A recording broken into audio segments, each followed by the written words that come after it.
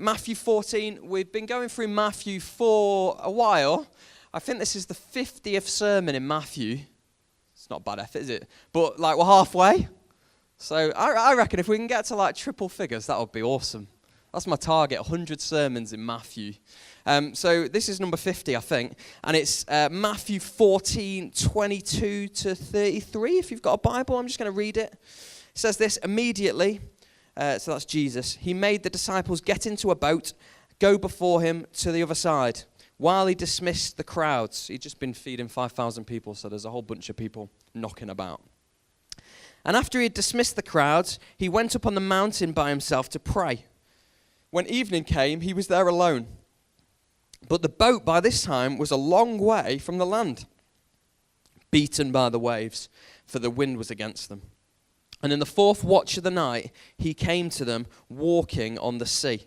But when the disciples saw him walking on the sea, they were terrified and said, "It's a ghost." And they cried out in fear. But immediately Jesus spoke to them, saying, "Take heart, it is I, do not be afraid." And Peter answered him, "Lord, if it is you, command me to come to you on the water." And he said, "Come." So Peter got out of the boat and walked on the water and came to Jesus. Just pausing for dramatic effect. He walked on water. It's pretty epic. But when he saw the wind, he was afraid. And beginning to sink, he cried out, "Lord, save me." Jesus immediately reached out his hand and took hold of him, saying to him, "O you of little faith, why did you doubt?" And when they got into the boat, the wind ceased, and those in the boat worshipped him, saying, "Truly, you are the Son of God." Everyone know that story? Or has heard that story before? It's a classic, isn't it? It's one of the ones that you teach children if you like. Oh, here's a nice story about Jesus and his disciples. And you have, I don't know if, well, I've seen these back in the day, like the kids' books, and it's like this, it's all like angelic, you know, if there could be a rainbow there, there'd be a rainbow, and Jesus is walking on the water, and it's somehow daytime, and there's not a wave in sight, and everything's beautiful, and dolphins are clapping their hands together, and it's like all of creation is like, this is awesome. It's a bit like The Little Mermaid. You know, that song, Kiss the Girl, and all the animals are like enjoying themselves, this happy scene. That's what was kind of cultivated in our mind, at least when we're kids. And at least through Sunday school, we're like, oh, this is what it's like. What an amazing thing. What a beautiful picture. Like some kind of magic show, almost. Some magic performance where Jesus walks on water just because he can. Like a party trick. But it's not a party trick, is it? We all have party tricks that we only do at parties. I've got this cool thing. Oh, it's not cool. I can do this thing with my ears. I'm not going to do it because it's not a party. But I can put my ears inside themselves. You can heckle me all you want, but it's not a party. So I'm not doing it. So next time there's a party, just invite me so I can do that. But we've all got party tricks. There's people here, I know there's people here that do weird things with their arms and like can bend them in like unholy ways. Like that. And you know, the people that can put their arms over their heads backwards and all sorts of things. This isn't a party trick that Jesus is doing. This isn't like, look what I can do, fellas. I can walk on the water. This is something much more than that. It's interesting as well, the Egyptians, the Egyptian people, the ancient kind of one of the ancient civilizations, they had an emblem that said, this thing is impossible. Something was impossible. They had an emblem that symbolized it. That emblem was walking on water. This thing is impossible. All the ancient worlds believed that. Nobody was doing it. And yet here we have Jesus walking on water. It's not something that you do. I don't know if you've ever tried. As a kid growing up, you would do that fun thing where you stand on the edge of the swimming pool. Everybody remember this? And you would like try and walk on water. Just me? Okay. Well, I would try it and obviously fall in, and then you'd start falling in dramatic ways and trying to make it funny. And this is just me that does this, isn't it? I still do it now. Anyway. Yeah, well, we try these things, I think. But, like, you know, you stood on the edge, and I can picture myself doing this after probably reading about it at Sunday school, going, if I just believe, I can walk on water too. And then, obviously, it didn't happen for me. But it did for Jesus.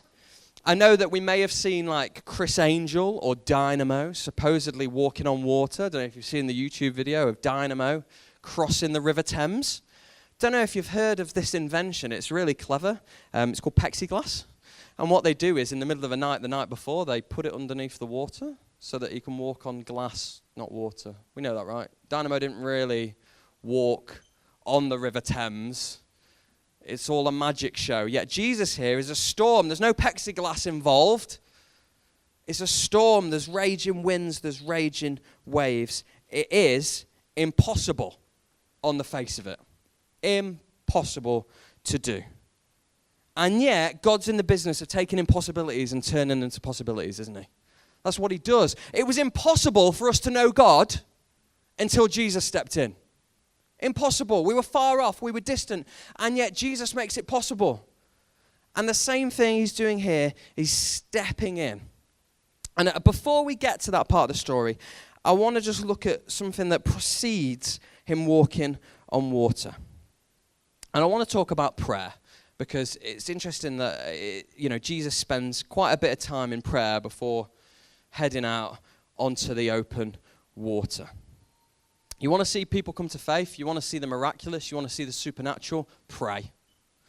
And then pray some more, and then pray some more. These things come out of the place of prayer.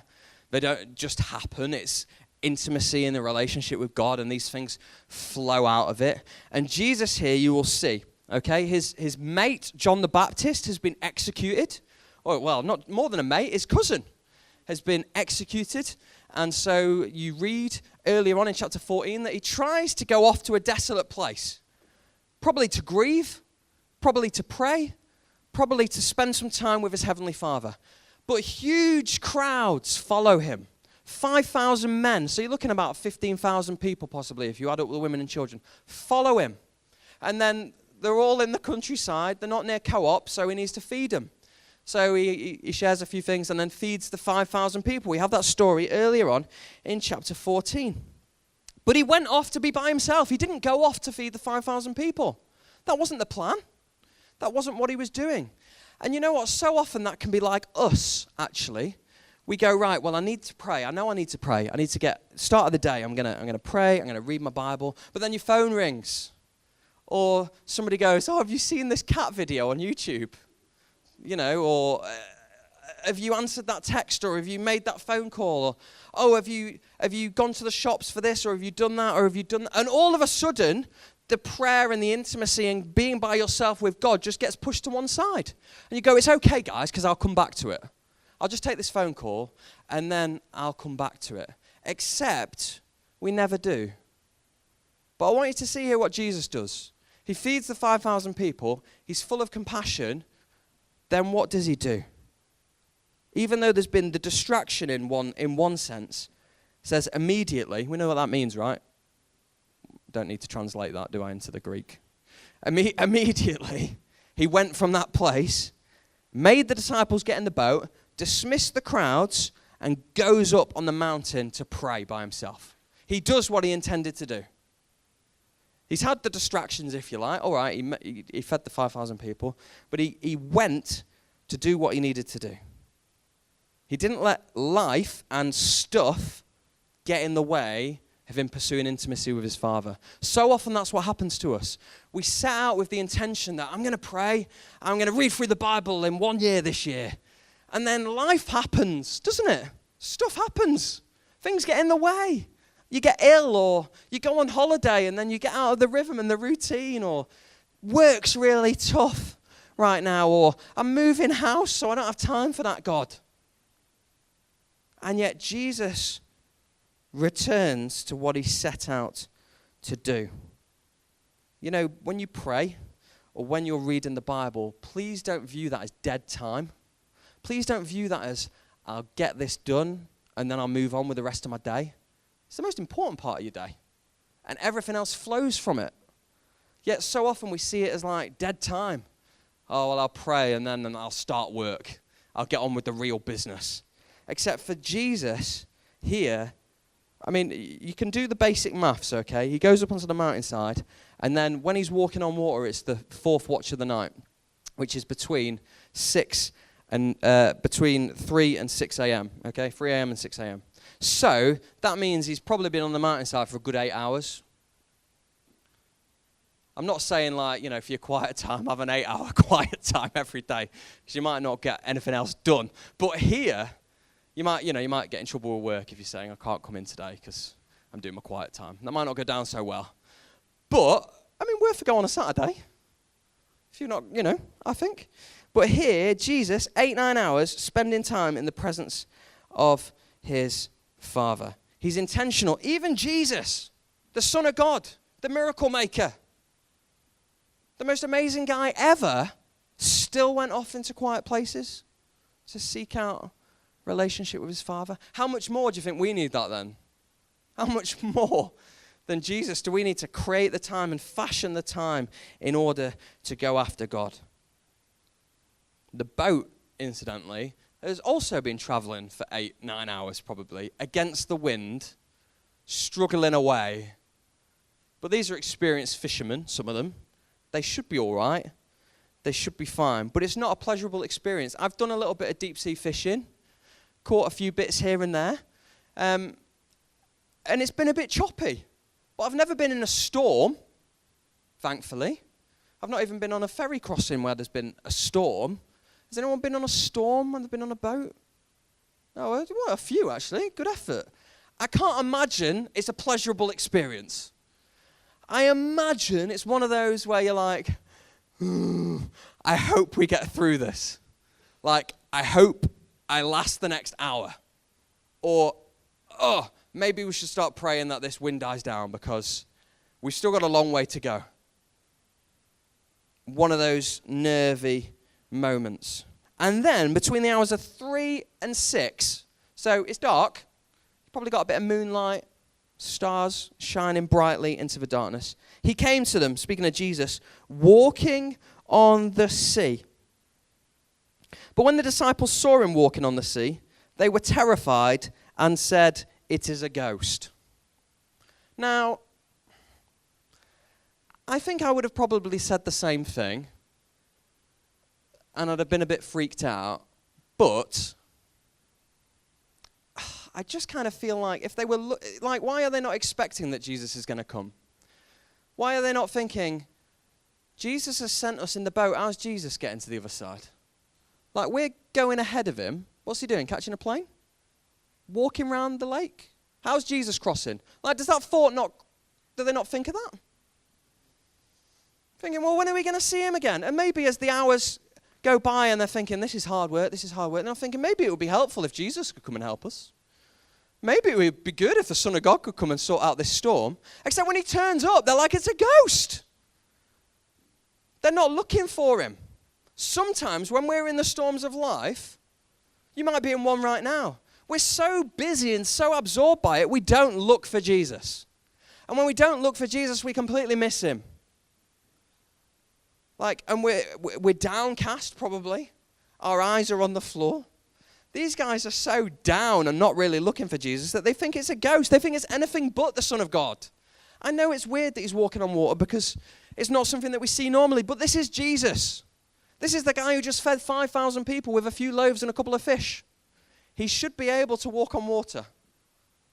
They should have that kind of somewhere in the back of their minds that this is possible for someone like Jesus. When we're in those moments, when we're crossing, if you like, on the journeys of life, we've got to be looking out for God. We've got to be looking out for the supernatural happening and actually taking our natural situations and our circumstance and supernaturally God coming into that and bringing change. We've got to be, of all the people on earth, we've got to be the people that are on the lookout for that, on the lookout for moves of God, wanting to be part of what God is doing. Anyway, they don't get it. They still think it's a ghost. So Jesus has to say to them, take heart, it is I, do not be afraid. That's what he has to say. Don't worry, chaps, it's me. But actually, it is I, the literal phrase that Jesus would have used is I am. So don't worry, I am. Now, for those who have read a bit of Exodus, will know that when Moses is doing his thing, and he's wandering with his sheep, he comes across a burning bush. And it's God in the burning bush. And Moses is like, well, who are you? What do I tell people? What should I say your name is? People are going to ask. I've had this weird conversation, but people are going to ask, who did I have this conversation with? And God says, I am. That's my name. I am who I am. And Jesus here, in the storm, if you like, in there, well, who's this? Who are you? Says the same thing. I am. In other words, I'm God, is what he's saying to them. If they hadn't got the memo already that he was the Son of God, again he's reiterating, I'm like no one else. I am. That's my name. That's who I am. And it's a personal name. God has so many names, okay? In the Old Testament, you'll see so many names. I mean, we sung about a couple of them, the lion and the lamb and all these metaphors. There's lots of names for God. The personal name for God, Yahweh, I am. Like Jesus is saying, I'm here for you. It's okay, I'm with you. The personal name for God. The one who created the wind, the one who created the waves, that's me. I'm here. Have no fear, I'm with you in the storm. Both literally, but I think for us, not many of us are fishermen, I don't think, here in Chesterfield. The furthest point from the sea, I think. But like, in the storms of life, if you like, Jesus says, I am. I am all you need. Look to me, don't look to other things for a solution. Fix your eyes upon me. We can often feel like Peter and the other disciples, I think, in the boat. Doesn't it often feel like, I feel like this in my limited experience, I feel like when it comes to like the storms of life, for whatever reason, God allows it to go down to the wire. Anybody else? Sometimes you think, oh, this is like, and it's almost as if my faith is being stretched and stretched and stretched. Are you going to trust me now? Well, what happens if this? Are you going to trust me now? Are you going to keep trusting me even when it gets harder than it is right now? And yet it goes down to the wire, and then God comes through time and again. Whether it's with, well, whatever it might be. When we had our, I'm not going to go into it now, you can preview and go through all our YouTube videos, but our housing situation when we moved from the last place we were into this place, and it completely came out of the blue at the last minute before we were going to be kicked out and have nowhere to go. And you're like, it would have been great for that to happen 4 months ago, God. It would have saved me a whole heap of stress, but maybe I wouldn't have trusted him with it. And maybe there's things going on in your life at the moment, you're like, I really wish I had an answer right now, God. And God's response is, do you trust me? Do you trust me? Will you keep going? Will you keep trusting in me even when it's hard? Even with the things that we want to hold on to, with our finances, with our health. You know, we're very good at saying, yes, God, take all of me except for that bit. I'll trust you with this, but not my money. Or I'll trust you with this, but not my health. Whatever it might be, but not with work and job security and family. Yet he says, actually, do you trust me with all those things too? I mean, look at this. Peter answered him, Lord, if it's you, command me to come to you on the water. I read that and I was just like, Peter, what are you on? Like, I'm not being funny. What a legend. Jesus, if it's you, then command me to come to you and I'll be able to come out to you on the water. What an absolute legend Peter is. You know, it's the other 11. What are they doing? Having a picnic? None of them are saying, Lord, if it's really you, I'll come to you. But Peter goes, you know what? I'll give this a go. Seriously? Peter walks on water. Now, Jesus walking on water, I think we can kind of get that, right? Yeah, I can. I'm like, he's the miracle maker. He's the Son of God. Of course he can walk on water. But Peter, the fisherman? I mean, if he had that skill, he wouldn't need boats. Just be spearing. He'd be like the best fisherman ever. Of all the people, Peter walks on water. I think that's why I believed I could do it at the swimming pool. Because Peter could. And we're a bit like Peter, aren't we? We're a bit like the other disciples, actually. Full of that mixture of doubt and fear and faith and hope and expectation. And there's that famous book, isn't there? I think it's by, I want to say Ray Ortland, but I don't know if that's right. If you want to walk on water, you've got to get out of the boat. Peter gets out of the boat. Peter puts his trust in Jesus. The other 11 have no idea what they're doing. I have no idea. Maybe they're just egging on Peter going, Peter, Peter. I don't know. We're not told. But Peter goes, I'll go for it, and gets out of the boat. You know, if you want to see God do amazing things, get out of the boat. Whatever that might be, step out in faith. Christianity is not a spectator sport. Well, it's not a sport, but it's not a spectator sport. It's not I'll just sit and I'll watch on. It's actually an active trust and faith in Jesus that's personal to you and part of something that's bigger than yourself, a church family or a church across the globe. It is not something you just sit and watch. It's something that you, in faith, you get on with. Just look at the amazing stories in the Old Testament and you see it time and again. People stepping out in faith. People taking a risk. Gideon. Or Moses, delivering people from Egypt. It's huge. He didn't just watch on and go, it's not ideal that Pharaoh's got us enslaved. He did something about it. He put his trust in God, and he went. You know, if we want to see God do amazing things, he wants to use you. You say, I work in a really difficult place. Well, I tell you, it would be a less difficult place if all those people knew Jesus. Well, in theory. Like, you introduce, actually, we can be we can have an impact on our places of work, at the school gate. Actually, we can step out in faith. We can say, I'm going to be brave here, and I'm going to say something. I'm going to talk about why I have hope and believe for a miracle when everyone else has written it off. You know, I've heard so many stories of people that were poorly and doctors turn around and say, there's nothing we can do. And then God steps in. Now, that doesn't happen for everyone, of course, but it happens to some people, which tells me something. That actually we're to be people that want to see God move supernaturally. Soul Survivor have coined this phrase. I really wish I'd come up with it. That we should be naturally supernatural. Naturally a supernatural people. That it's not just this world, but there is a spiritual realm as well. That miracles do happen. That we should long to see them, not for the sake of them, but that people would know Jesus. Why do I want to see the sick better? Well, because I don't want people to be sick, but I also want people to meet Jesus. I want to see people set free from pain and suffering. Of course we do. They're all good things. We want to see people set free from fear. But in order to do that, you've got to head to Jesus. That's exactly what Peter does. I suppose the question is, do you want to be like Peter, or do you want to be like the other 11 that just stay sat in the boat, comfortable? Well, probably weren't that comfortable, actually, in a storm, but not stepping out in faith. Or would you rather be like Peter and go, you know what, I'll give this a go.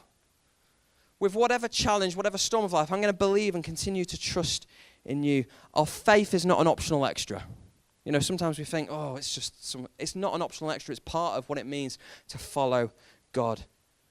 You know, I've said this before, and I say it again, my dad, who is probably the most heroic person that I know, for me, in terms of faith, which is great, isn't it? You know, if you're a dad here, then that's what you want as your legacy, that your children would know Jesus. But like for me, a real inspiration. And he used to take me playing football all the time. I was explaining how much I played football the other day to people. It was like 8 times a week, every night, multiple games on different days. And my dad would basically be Dan's taxi. I think I've got all that to come. The whole taxi business thing, unless they get really good at walking. But he was like my personal chauffeur. It was great. And then he got ME. And he went from always being at work, full-time, always being at football, always being there, to actually, you'd wake up in the morning and Dad would still be in bed. He'd have no energy. He couldn't do anything.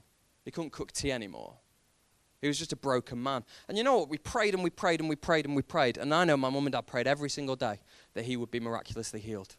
And they went to conferences and they pursued the presence of God. And they made space to follow after him.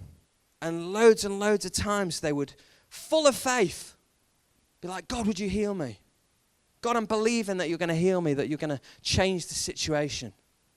And time and again. And nothing happened.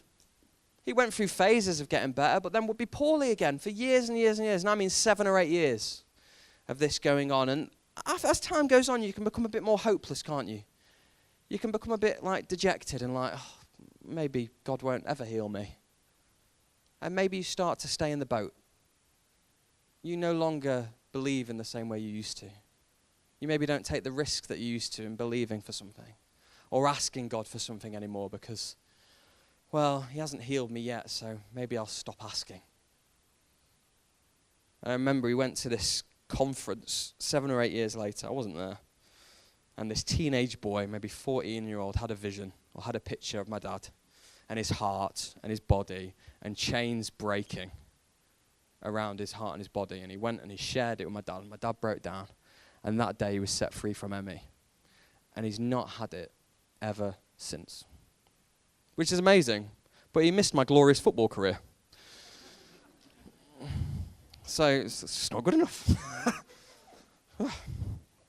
He knows I'm joking if he catches this on. Kind of.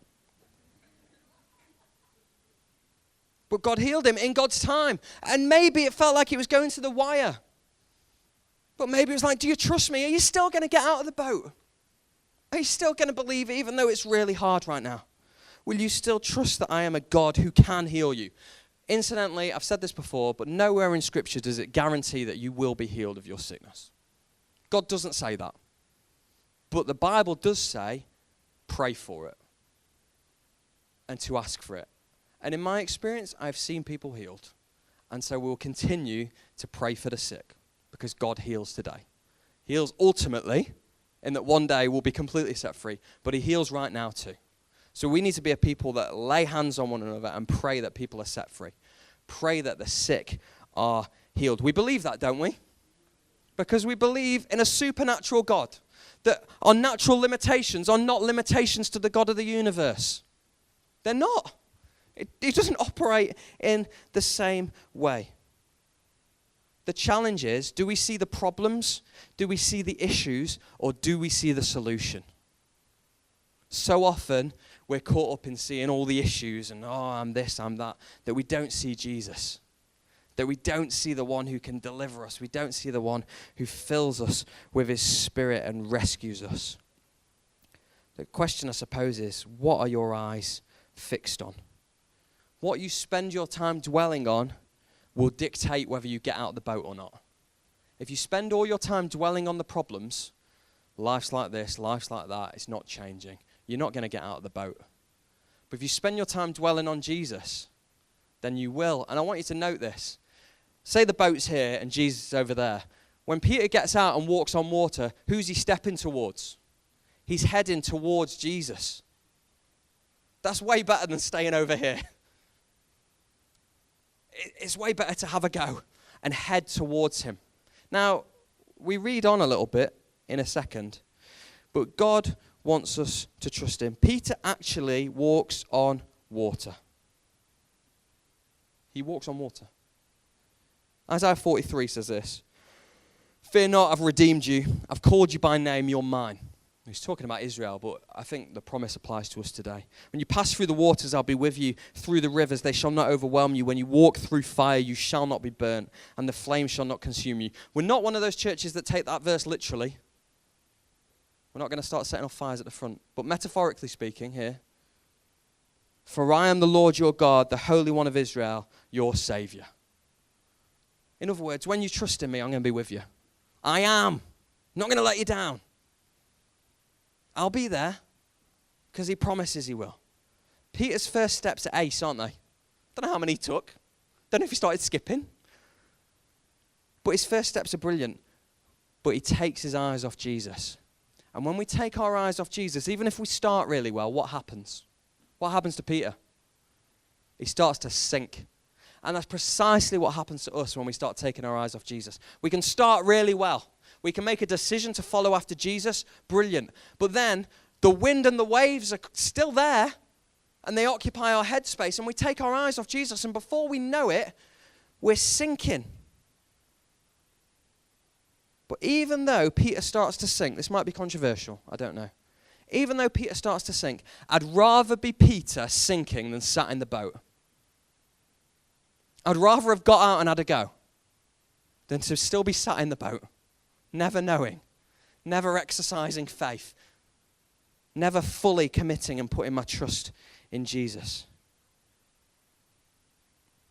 You know what? A sinking can be a little bit like when we feel like we get out of the boat, we've been praying, we see God move, and then we carry on praying, and all of a sudden it's like they're bouncing off the ceiling. We start to stumble a little bit, and before we know it, we're kind of looking at the problems instead of the solution again. And we begin to sink. But we still have to have a go. I've got this picture, I hope, that's on the screen, I think. Great. Is everyone? Well, it's got the website on the bottom. I don't know if you've seen this picture before. It's by a guy called Yong Sum Kim. Apparently, I've not heard of him either. And that's Jesus from Peter's perspective. When Peter starts to sink, when life becomes too much for him, I don't know if you've noticed this, he cries out for help. He doesn't just go down quietly. He shouts, "Lord, save me." And whenever I read this passage, I think of that picture, of what it must have been like for Peter, like under the water. He shouted, "Lord, save me," and then Jesus reaches down and grabs him and lifts him up out of the water. I don't know if you've seen Lord of the Rings. I love Lord of the Rings. It makes me think of, when that useless hobbit, Samwise Gamgee, he can't swim and he's drowning, and then Frodo lifts him up out of the water. And you think, oh no, it's terrible, he's just died, and yet he's rescued. Like Peter must have felt like that. Oh, it's all gone wrong. Jesus said, "Come out to me," and I've done it, and I've stepped out in faith, but it's all gone wrong. And yet Jesus rescues him, lifts him up out of the water. It's a beautiful picture of what God does, isn't it? For every single one of us, when we get out of the boat, when we head towards Jesus, when we say, "I'm going to follow after you," there will be moments where we sink. There's going to be moments where we're getting it wrong. There's going to be moments where our eyes and our focus is not on the solution of Jesus, but are on the problems. We're distracted. Right? That's going to be us at any given time. It could be us right now. And yet, Jesus rescues us. Jesus pulls us back up again. And calms the sea. And they all glorify him and worship him because he's the Son of God. Our lives can be messy, can't they? Full of those moments where we're sinking, and yet Jesus rescues us. Our lives were messy with sin. Corrupted and messed up by bad choices and stuff we've done, and yet Jesus dies upon a cross and says, "Forgive them. I do this because I want them to know me. I want them to know my Father." And if we put our trust in Jesus today, then we're offered new life. If you were to shout, "Lord, save me," he's going to save you. Peter shouted, "Lord, save me," and he's rescued. But we've got to call upon the name of the Lord. All those who call upon the name of the Lord will be saved. That's what we have to do. We have to call upon his name in the storm of life. Because everybody faces that. Whether you're a Christian or not a Christian, there are storms that come our way. And maybe this morning you are metaphorically in the boat, that Jesus is over here, and he says, "Well, do you want to trust in me for the first time? Or do you want to stay in the storm of life without me?" And that's the choice we face. Are we going to stay in the boat? Or are we going to have a go? Are we going to go all in and say, "Yes, I'll follow after you"? And that journey, once we've done that, can sometimes look like really good steps. And we're heading towards Jesus. But sometimes we can be sinking. But Jesus picks us up again. And says, "I'm with you, I am." And that's almost a picture of the Christian life. The grace of God, the kindness of Jesus to us.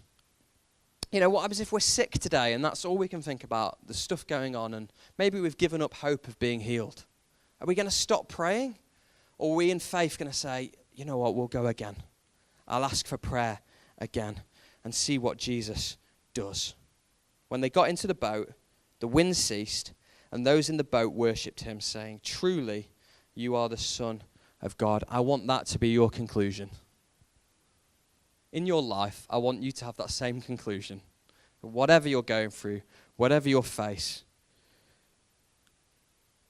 truly, Jesus, you are the Son of God. This impossible situation, this stuff that goes on in our world, by God's grace, we can be taken through it.